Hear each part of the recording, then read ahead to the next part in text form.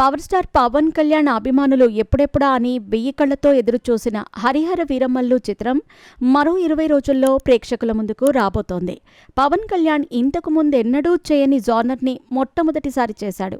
ఇలాంటి గెటప్లో ఆయన కనిపిస్తాడని అభిమానులు బహుశా కలలు కూడా చూసుండరు. ఈ ప్రాజెక్టు ప్రకటించినప్పుడు, మొదటి గ్లిమ్స్ వీడియో విడుదల చేసినప్పుడు అభిమానులతో పాటు ప్రేక్షకులు కూడా చాలా థ్రిల్ ఫీల్ అయ్యారు. ఎందుకంటే పవన్ కళ్యాణ్ ఆ సరికొత్త గెటప్లో అదిరిపోయాడు కాబట్టి. అన్నీ అనుకున్నట్లు జరుగుంటే బాగుండేది.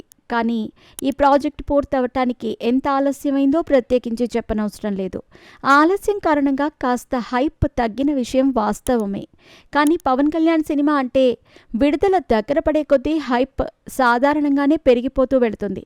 ప్రీ రిలీజ్ ఫంక్షన్ దగ్గరకు వచ్చేసరికి పవన్ మేనియానే మొత్తం కనిపిస్తుంది. ఆ వేవ్ హరిహర వీరమల్లు చిత్రానికి కూడా ఉంది. కానీ కంటెంట్ పరంగా వేరే లెవెల్ ఉంది. ఖచ్చితంగా థియేటర్స్కి వెళ్ళి చూడాలి అనే ఆతృత మాత్రం ప్రస్తుతానికి కనిపించటం లేదు.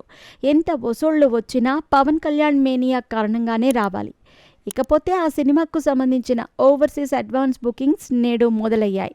ముఖ్యంగా నార్త్ అమెరికాలో మొదటి చార్ట్ని విడుదల చేశారు. ఈ చార్ట్కి సంబంధించిన అడ్వాన్స్ బుకింగ్స్ కాసేపటి క్రితమే మొదలయ్యాయి. రెస్పాన్స్ పవన్ కళ్యాణ్ అభిమానులు ఊహించిన దానికంటే బీభత్సంగానే ఉంది. బుకింగ్స్ ప్రారంభించిన కాసేపటికే 3,000కు పైగా టికెట్స్ అమ్ముడుపోయాయట. అంటే దాదాపుగా $70,000 అన్నమాట. ఎన్టీఆర్ దేవరా చిత్రం కూడా ఇదే రేంజ్ ట్రెండ్తో మొదలై ఫైనల్గా $2.8 మిలియన్ గ్రాస్ వసూళ్లను రాబట్టింది. హరిహర వీరమల్లు చిత్రం ఇదే జోరుని కొనసాగిస్తూ ముందుకు పోతే ఖచ్చితంగా దేవరా ప్రీమియర్ షోస్ గ్రాస్ని దాటుతుందని చెబుతున్నారు అక్కడి ట్రేడ్ విశ్లేషకులు.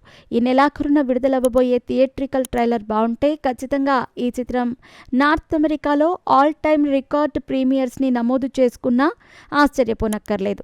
పవన్ కళ్యాణ్ అభిమానులు చాలా కాలం నుండి ఆకలితో ఉన్నారు. అంతేకాకుండా ఈ ఏడాది సంక్రాంతికి విడుదలైన గేమ్ చేంజర్ మినహా టాలీవుడ్లో మరో స్టార్ హీరో సినిమా విడుదలవ్వలేదు. చాలా పెద్ద గ్యాపే వచ్చింది. ఈ గ్యాప్ హరిహర వీరమల్లుకి ఉపయోగపడేలా ఉందని అంటున్నారు ట్రేడ్ విశ్లేషకులు.